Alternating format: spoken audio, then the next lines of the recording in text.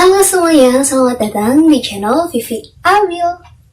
Buat kalian yang baru banget nemuin channel ini, please ya di subscribe dulu, karena subscribe itu gratis. Dan jangan lupa like, share, dan komen juga ya.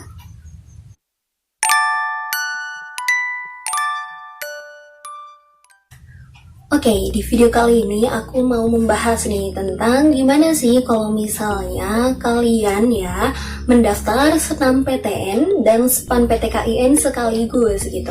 Karena kalau misalnya keterima dua-duanya, itu kan ada yang bilang ya ada konsekuensinya nih. Gimana nih cara untuk menolak salah satunya, untuk mengundurkan diri dan sebagainya. Karena kebetulan aku juga dulu mendaftar SNMPTN dan SPAN-PTKIN sekaligus.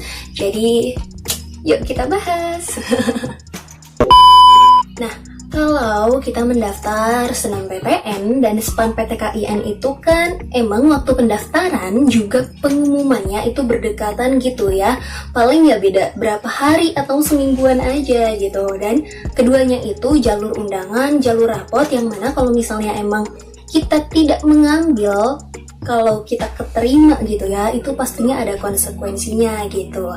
Dan kemungkinan kalau misalnya kita daftar dua-duanya nih, pasti kemungkinan pertama itu bisa jadi keterima dua-duanya gitu. Jadi keterima di SNMPTN juga SPAN-PTKIN-nya, lolos gitu dua-duanya. Kemungkinan yang kedua keterima di salah satunya, entah itu di SNMPTN ataupun SPAN-PTKIN. Dan kemungkinan terakhir itu tidak lolos di keduanya. Dari tiga kemungkinan itu sebenarnya mana sih yang paling aman gitu ya? Kalau menurut aku pribadi itu enak kan, lebih aman itu yang kemungkinan kedua gitu. Karena kita emang diterima di salah satunya dan satunya enggak gitu. Jadi kita nggak perlu mikir-mikir pusing mikir gitu kan. Nah, kalau misalnya kemungkinan yang pertama ketika kita diterima dua-duanya, itu pasti salah satunya kita harus punya tindakan nih, harus kayak gimana, karena emang ada konsekuensinya. Atau ya paling tidak mau ya, kayaknya semua orang juga nggak mau kalau dapat kemungkinan yang ketiga gitu, jadi nggak lolos di dua-duanya kayak gitu. Nah, konsekuensinya apa aja sih? Jadi untuk SNMPTN sendiri, ketika kalian lolos gitu ya dan tidak mengambil, itu pastinya ada konsekuensinya. Karena kalau misalnya lolos itu tandanya wajib untuk mendaftar ulang gitu. Mendaftar ulang di universitas yang kalian diterima di situ. Kalau nggak daftar ulang, ini konsekuensinya. Nah, kalau misalnya SNMPTN itu kalian lolos tapi nggak diambil, itu konsekuensinya kalian secara otomatis itu nggak bakal bisa ikut SBMPTN dan ujian mandiri gitu ya. Karena emang kalau misalnya keterima di SNMPTN, otomatis nama kalian itu ke blacklist dari daftar peserta SBMPTN. Jadi nggak bakal ikut SBMPTN dan juga ujian mandiri. Kenapa kok bisa? Padahal ujian mandiri itu kan masing-masing ya di universitas gitu, nggak dari LTMPT-nya. Kenapa? Soalnya kalau ujian mandiri itu kebanyakan dari pihak universitas itu juga mensyaratkan untuk adanya nilai UTBK, yang mana nilai UTBK itu diperoleh kalau kalian ikut SBMPTN. Jadi kalau misalnya kalian keterima SNMPTN dan gak diambil, aku pengennya SBMPTN aja gitu. Misalnya karena jurusannya kok aku nggak mau ya, nggak minat, udahlah nanti aja aku mau ikut SBMPTN, itu tuh nggak bisa gitu.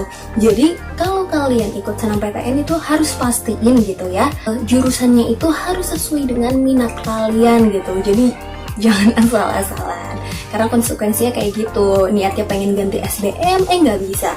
Ya udah pengen mandiri, ada nilai UTBK yang ikut disyaratkan. Nah, itu juga nggak bisa ya.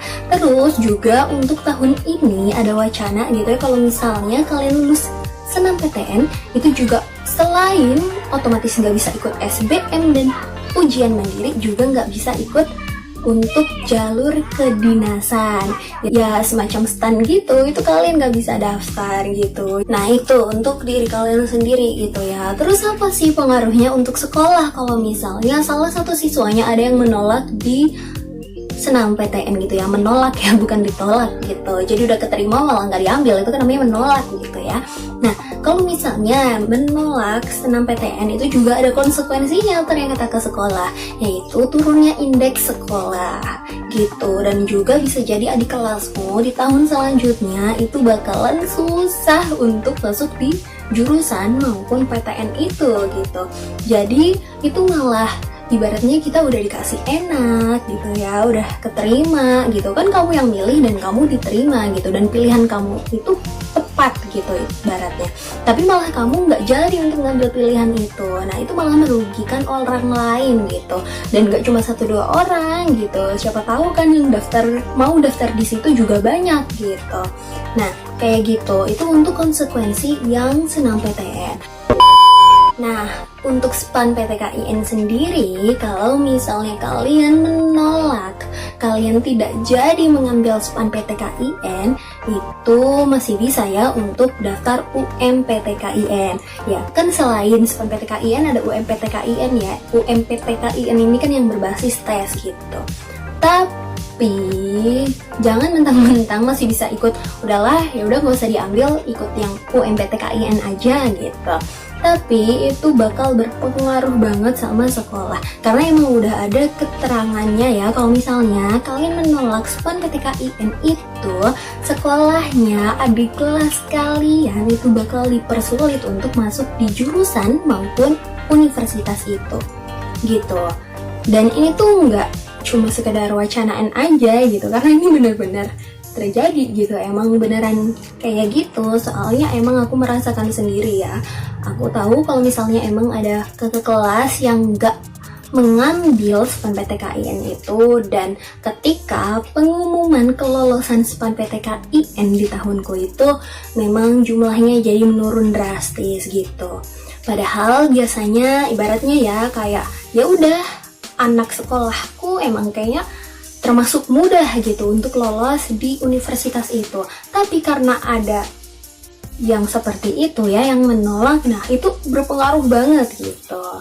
Jadi ya walaupun nggak berpengaruh ya ke diri kita sendiri gitu, tapi ibaratnya ini tuh kayak menutupi jalan orang lain gitu kalau menurutku gitu.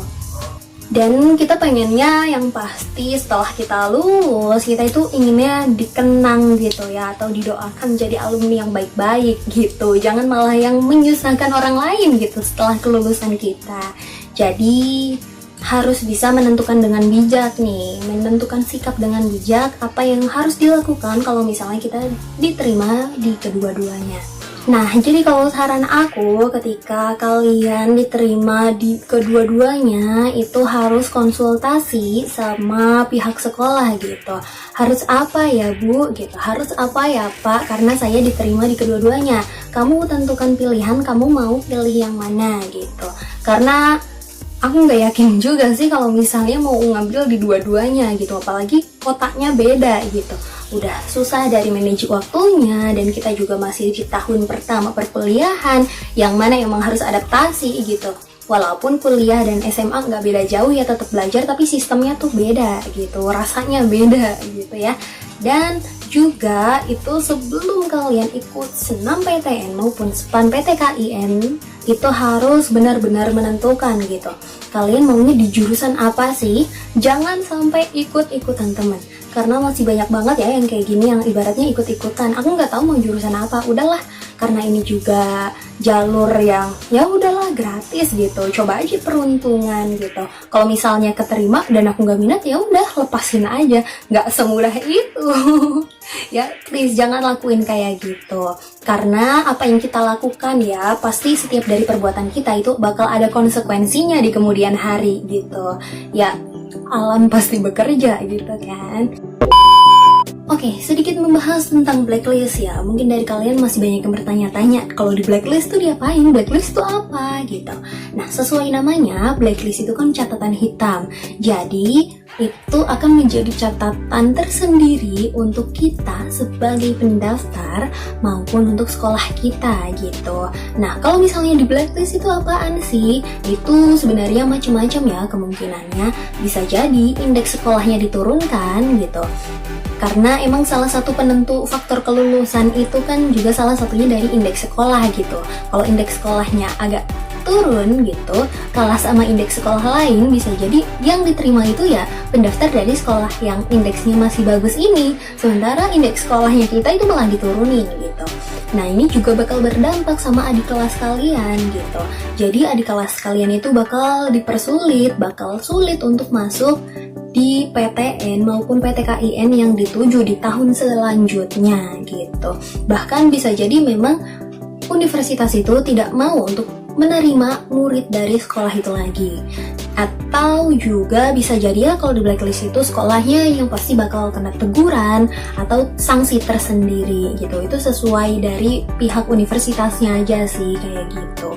So kesimpulannya, bijak-bijaklah untuk menentukan kamu mau masuk lewat jalur SNMPTN atau SNMPTKIN dengan melihat kemungkinan kamu bakal diterima di mana.